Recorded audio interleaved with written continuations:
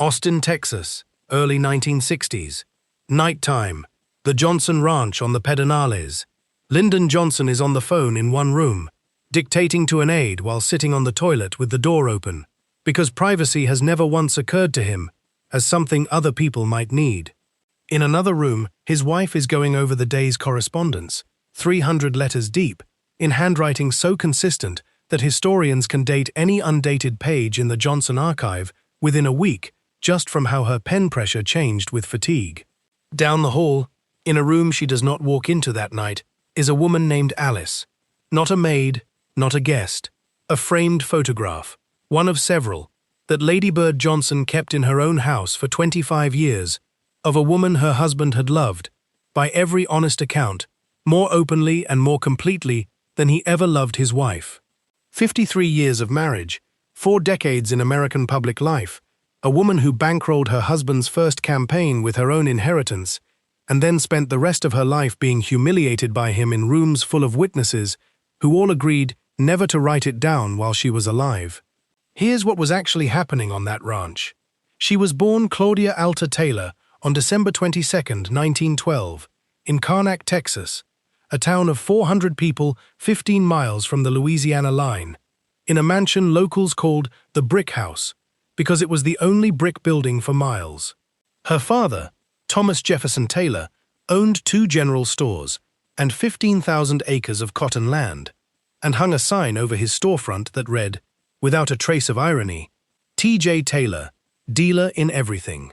Black tenant farmers in the county called him Mr. Boss. That was not affection. That was a warning. Her mother, Minnie Patillo Taylor, was a bookish, migraine-prone woman from a wealthier and more cultured Alabama family who never once felt at home in the East Texas swamp her husband had planted her in. She read her daughter Greek mythology instead of nursery rhymes, and in September 1918, several months pregnant, Minnie fell down the staircase of the brick house and died days later.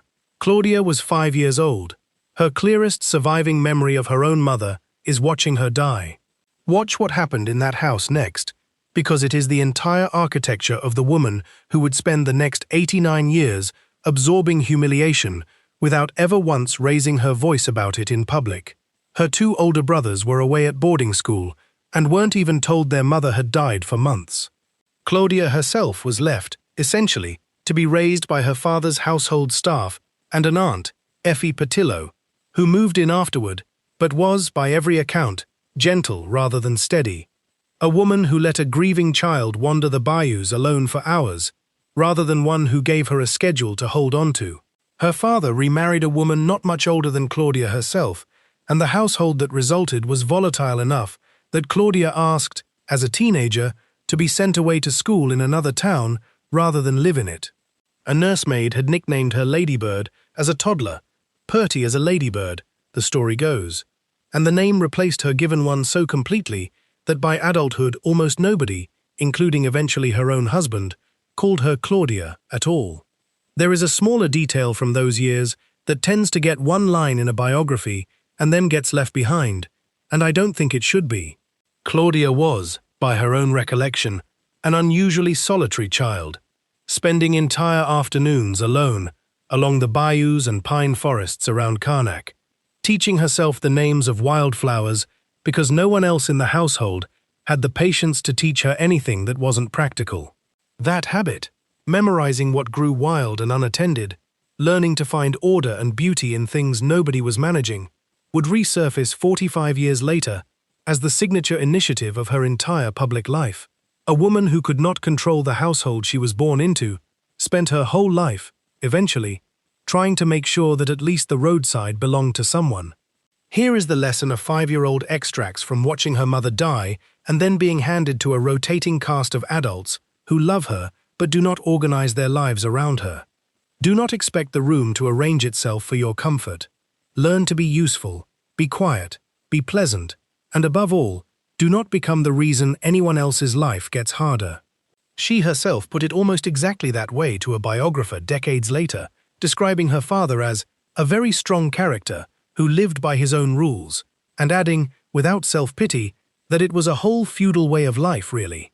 A feudal household has a lord. It does not have complaints from the people who serve it.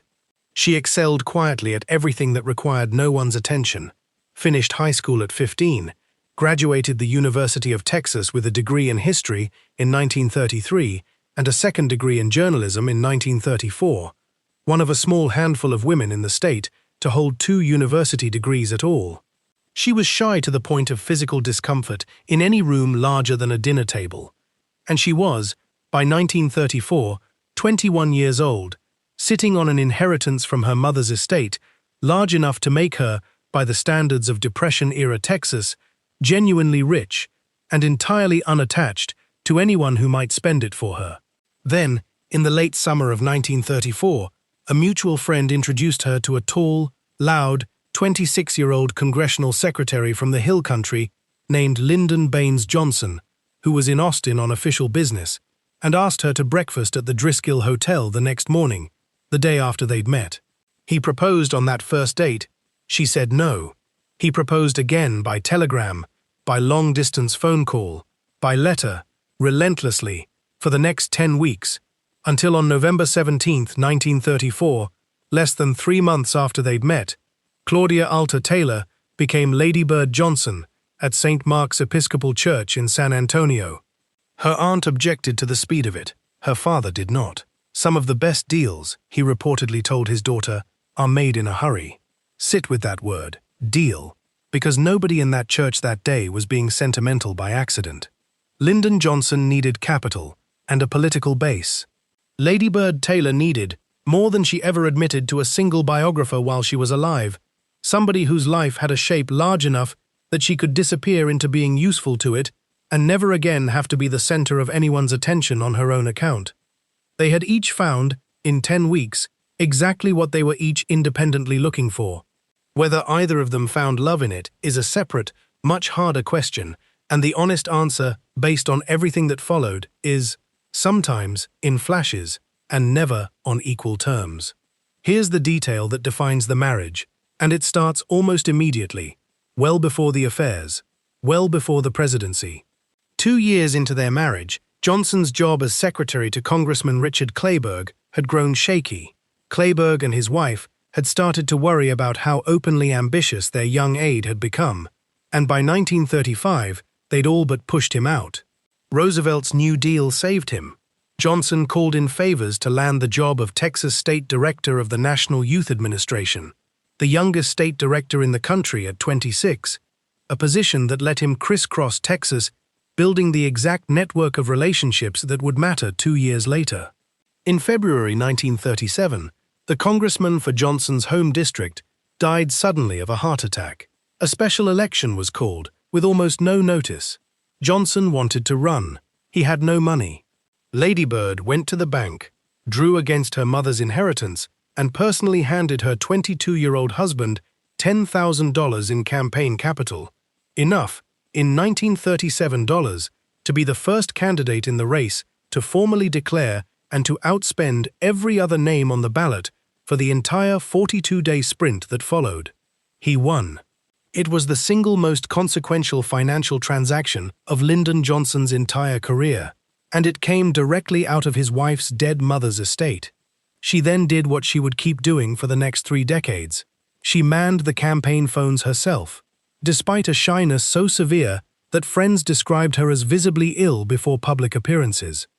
She ran his congressional office single-handedly for over a year while he served in the Navy during the war, becoming, in the process, one of the only political wives in Washington who genuinely understood the machinery of her husband's office from the inside. And in 1943, using still more of her inherited money, she bought a small, failing, debt-ridden Austin radio station most people assumed would fail within the year. It didn't fail. Lady Bird sold advertising herself, hired staff herself, and by some accounts, personally cleaned the studio floors in the early months, because there wasn't money for a janitor. KTBC became the financial bedrock of the Johnson family fortune, eventually growing into a broadcasting empire spanning radio, an FM signal, and eventually a television license.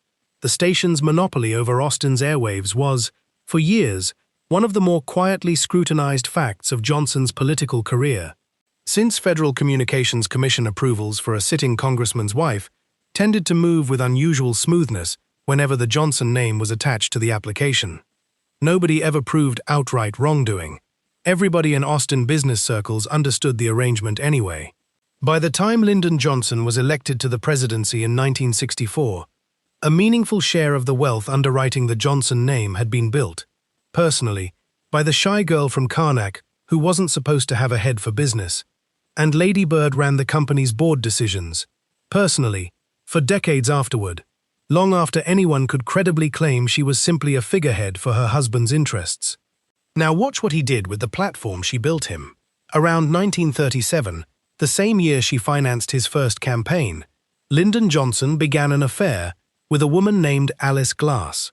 Lady Bird had actually met Alice briefly herself, years earlier, at the University of Texas.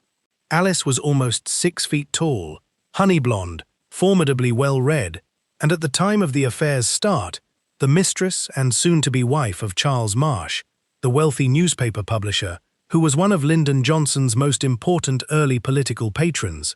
Understand what that means. Johnson wasn't simply cheating on his wife. He was conducting a decades-long affair with the partner of the man bankrolling his political rise inside that same man's own estate, at gatherings his wife was sometimes present for. Robert Caro, who spent decades reconstructing Johnson's life in granular detail, described something almost unrecognizable in Johnson's usual public persona when he was around Alice. The loud, crude, dominating Johnson everyone else knew went quiet, sat and listened to her read poetry aloud, adopted the French cuffs she told him suited his long arms, absorbed her political judgment on decisions as consequential as whether to run for the House or the Senate. Alice Glass, by Caro's own account, may have been the only person Lyndon Johnson ever genuinely loved, on equal terms, the only one willing to look him directly in the eye and tell him he was wrong. Weigh that against what Lady Bird was permitted, in the same years, to be to him. Not an intellectual equal he sought out for the pleasure of her company, a manager. Not someone whose disagreement he prized, someone whose agreement he assumed and whose labor he required. Alice Glass got the poetry readings. Lady Bird got the campaign phone banks and the congressional office and, eventually, the family's entire broadcasting fortune to run. Both women, in their own way, were indispensable to Lyndon Johnson. Only one of them was ever, by his own behavior, treated as irreplaceable. The affair ran, in some form, for roughly 25 years. Lady Bird knew, not suspected, knew, from early on, and by her own later admission to Caro, tolerated it, going so far as to credit Alice, without visible bitterness, for having helped educate Lyndon and me about music and a more elegant way of living than either of them had grown up with. When Caro finally worked up the nerve, decades later, to ask Lady Bird directly about Alice Glass, he couldn't bring himself to look at her while he did it. He needn't have worried about catching her off guard. Without a word of preamble, she began telling him about Alice Glass herself, how beautiful she was, how elegant, how much she had shaped the man Lady Bird had married. There is a specific, almost unbearable image at the center of this that biographers keep circling back to without ever quite explaining it. For years, in the various houses the Johnsons lived in, Lady Bird kept a photograph of Alice Glass, displayed among the family pictures. Not hidden in a drawer, not destroyed, but present, framed, visible to anyone who walked through the room. Nobody who has written about this has ever settled on a single explanation for why. Some read it as a kind of surrender, so total it had stopped feeling like pain to her. Others read it as something closer to strategy, a woman who understood, better than almost anyone alive, that the fastest way to drain a threat of its power was to look directly at it every single day until it became furniture. Both readings might be true at once. That is, in the end, the entire portrait of this marriage in a single framed photograph on a side table. Read that as the tuition payment for the entire marriage, a woman who watches her husband's great love read poetry to him in another woman's house for 25 years, and responds not by leaving, not by raging, but by memorizing the woman's contributions to her husband's character well enough to recite them warmly to a biographer 40 years later. That is not forgiveness. That is a level of self-erasure so complete it has stopped registering to the person doing it as a wound at all. And Alice Glass was not, by any credible account, the only one. Johnson's affairs were, by the recollection of friends and aides who lived alongside the marriage for decades, conducted with what one biographer flatly called an abusiveness towards her that was a matter of legend among the people who watched it happen. Not only the affairs themselves, some carried out with almost no discretion, but the way he spoke to her. Friends who spent time in the Johnson household describe him yelling at Ladybird in front of dinner guests, mocking her in the exact public settings where her own overwhelming characteristic, her dread of being noticed at all, made it impossible for her to defend herself without making the scene worse.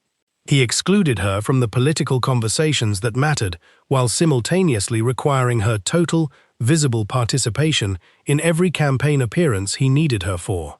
The wife, who was too shy to speak from a podium, was, on his schedule, expected to ride an entire whistle-stop train through the segregationist South in 1964, alone, defending his civil rights record to hostile crowds, because he had calculated, correctly as it turned out, that a soft-spoken Texas woman saying the hard things would land differently than he could land them himself.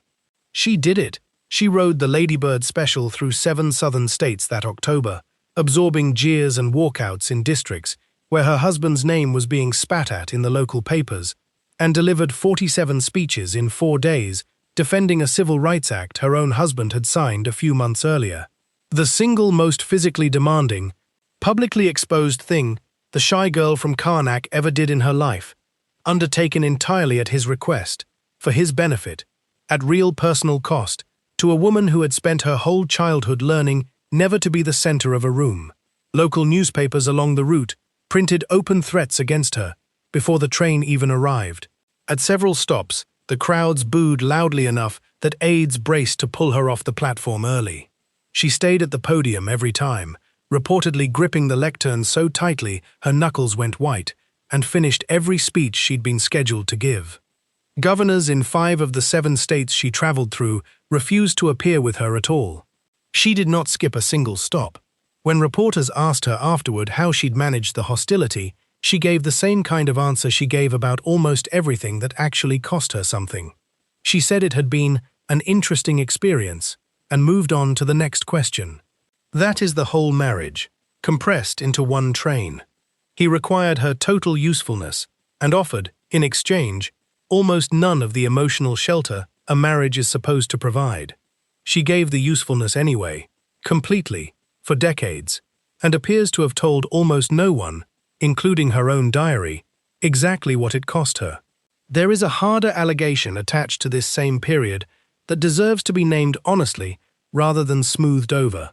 A Dallas woman named Madeline Brown claimed for years, publicly, that she had carried on her own long affair with Lyndon Johnson, and that Ladybird's inner circle had, after Johnson's death, worked to keep her and her son from any share of the Johnson estate. Brown's son eventually filed a multi-million-dollar lawsuit against Ladybird Johnson herself over the claim. The allegations were never proven in any court, and Ladybird never publicly addressed them at all, which, by 1987, was simply how she handled everything that threatened the record she'd spent a lifetime curating. Silence. Not denial, just silence, and let the lawyers handle what silence couldn't absorb. Now go back to the marriage's physical toll, because it very nearly ended in 1955, 9 years before any of this reached the presidency.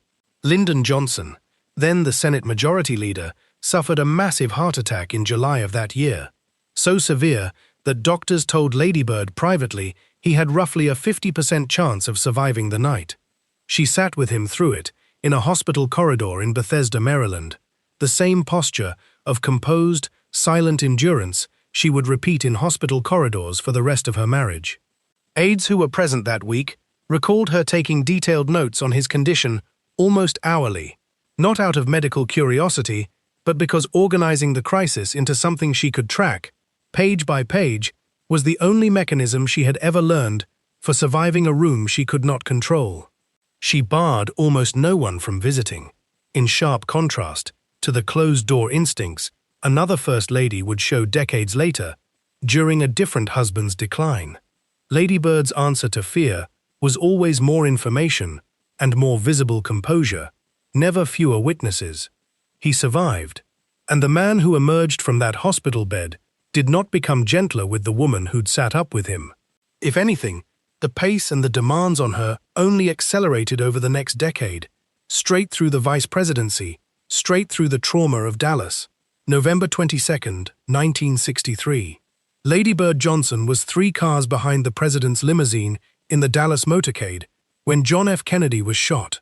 She has described, in her own later diary, the specific sound of the shots, the confusion, being pushed to the floor of her own car by a Secret Service agent, and then, within hours, standing beside Lyndon Johnson on Air Force One as he took the oath of office, next to a First Lady still in a blood-stained pink suit that was not Lady Bird's own blood, because it was not her tragedy to grieve first. Her husband was president. Her own shock had to wait. She made a point, in the days immediately after, of personally visiting Jacqueline Kennedy, delivering a note by hand that read, in part, that she was praying for her and for the country. Very few people in that period would have thought to make that gesture rather than simply focus on their own family's sudden, enormous change in circumstances. It was, in miniature, the entire pattern of Lady Bird's life. Absorb the shock, manage the optics, tend to somebody else's grief before attending to her own. Friends who saw her privately in the weeks that followed described a woman who did not sleep well and did not talk about it, who instead immersed herself immediately in briefing books and correspondence, because work, for Lady Bird Johnson, had always been the room she felt safest standing in. She spent the next 5 years running a shadow campaign of her own, almost entirely unacknowledged at the time, to give the marriage, and by extension the administration, a version of warmth the public could actually see. The beautification campaign, the wildflowers along federal highways, Head Start for preschoolers, the highway beautification bill, she personally lobbied Congress to pass over the furious objections of the billboard industry. All of it was substantively hers, researched and championed by her, at a level of hands-on involvement almost no First Lady before her had attempted. Read that the way you should read Barbara Bush's Literacy Foundation or Nancy Reagan's Just Say No, an institution built with her own name attached, entirely independent of her husband's control, in a marriage where almost nothing else was. She learned, the same way Barbara Bush would learn at Wellesley 2 decades later, exactly how much room the public actually gave a First Lady who overstepped the decorative role assigned to her. The billboard and outdoor advertising industries fought the highway beautification bill with a ferocity that surprised the White House, running newspaper editorials mocking what they called Lady Bird's bill as the vanity project of a bored politician's wife who had wandered outside her lane. Congressmen from both parties privately grumbled that a First Lady lobbying committee chairman by name, calling in favors, tracking vote counts on her own private tally sheets, was simply not something a president's wife was supposed to do. She did it anyway, sitting in on strategy sessions with Interior Secretary Stuart Udall as though she was staff rather than spouse, and when the diluted but real version of the bill finally passed in October 1965, Lyndon Johnson signed it, with his wife standing directly behind him, in a photograph that ran in nearly every paper in the country the next morning. Head Start, similarly, wasn't a ribbon she cut.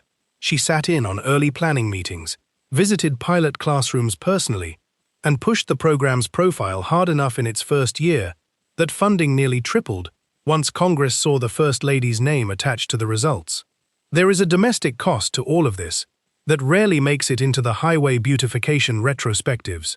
Lady Bird raised 2 daughters, Linda Bird and Lucy Baines, largely alone in practice, even when the family was together, because their father's attention was, by every account including their own later interviews, conditional on political usefulness in a way it was never conditional for their mother. Lady Bird herself told an early biographer that she saw her role as a balm, sustainer, and sometime critic for her husband, and that she wanted her daughters to look at his job with all the reverence it is due, which meant, in practice, teaching 2 young girls not to expect much emotional warmth from their own father, and to revere the distance instead of resent it. Both daughters married young, both into political families of their own, both spending much of their adult lives in the same orbit their mother had spent hers in. Neither has ever spoken publicly with anything approaching the bitterness Patty Davis or Michael Reagan would later put in print about their own parents. Whether that is because the household was genuinely gentler than the record suggests, or because Lady Bird's particular gift for teaching a room not to complain simply worked on her own children as completely as it worked on herself, is a question neither daughter has ever fully answered. Vietnam is where the story turns, for both of them, in different directions. Alice Glass, still, after everything, corresponding with Johnson decades into his presidency, finally broke with him for good over the war, calling the escalation, to her own friends, one of history's errors. She had been, by Caro's account, the one person capable of telling Lyndon Johnson he was wrong to his face. When even Alice Glass walked away from him over Vietnam, there was no one left in his life playing that role. Lady Bird never had been. She had spent 30 years managing him, not correcting him.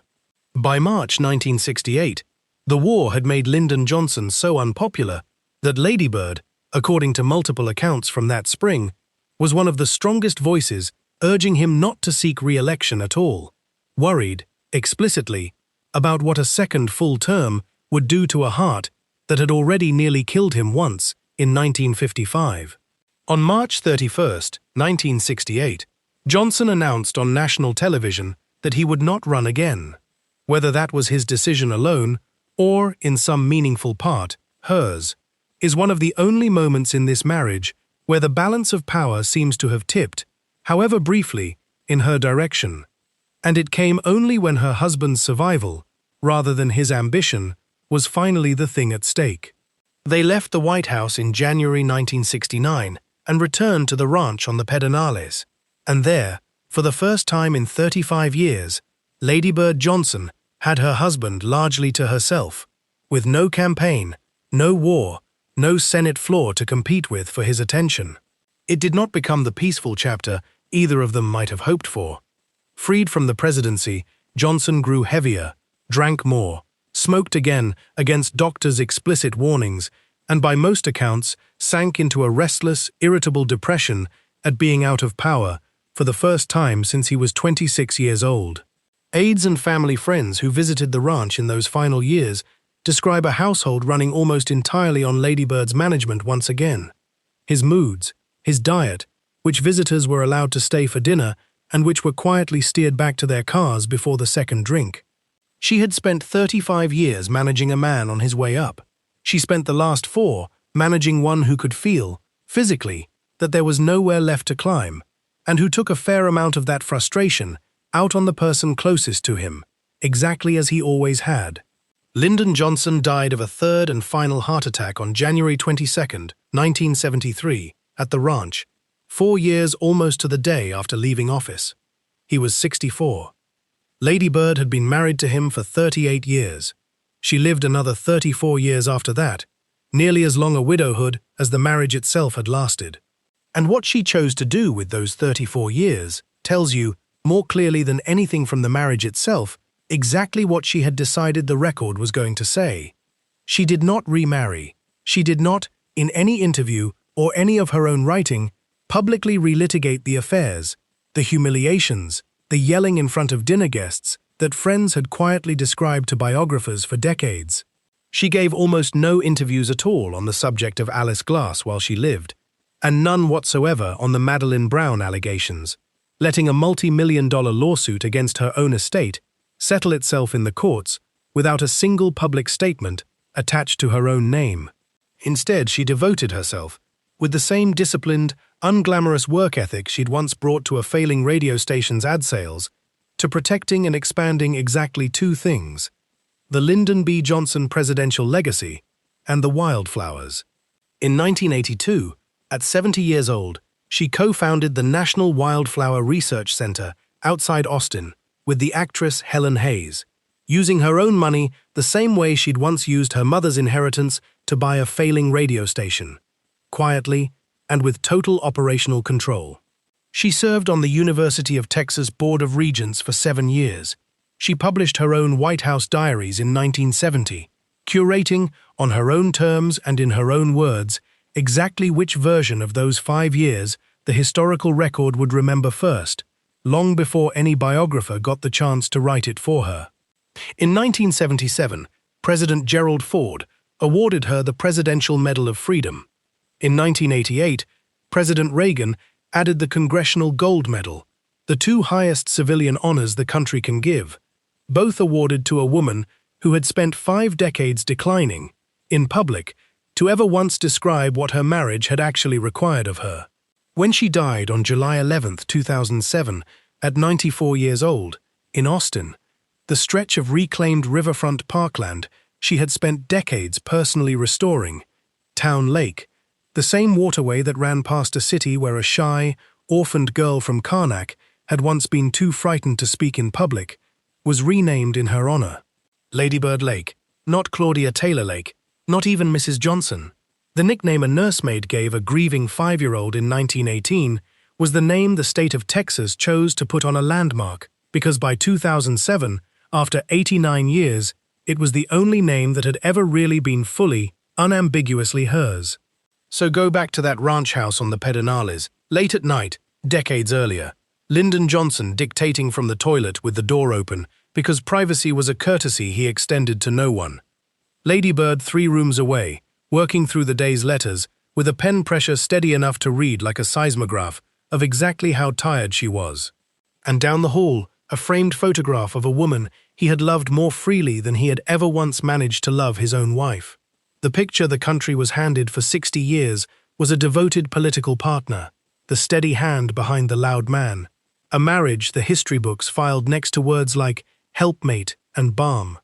What was actually in that house was a woman who had bought her husband his first election with her dead mother's money, tolerated a 25-year love affair conducted inside her own social circle, absorbed public humiliation from a man who required her usefulness and rationed her tenderness, rode alone through hostile crowds in the segregated South because he needed a softer voice than his own to say the hard things, and then spent 34 years of widowhood building wildflower meadows and a presidential library, rather than spend a single one of them telling anyone what any of it had actually cost her. She wasn't the balm, she was the ledger, and for 89 years she was the only one who ever fully saw what was written in it.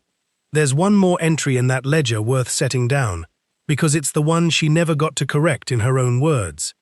In the years after her death, as more of Robert Caro's research became public, and more friends who had waited for both Johnsons to die finally spoke on the record, the picture of the marriage that emerged was noticeably harder than the one Ladybird herself had spent 34 years of widowhood curating.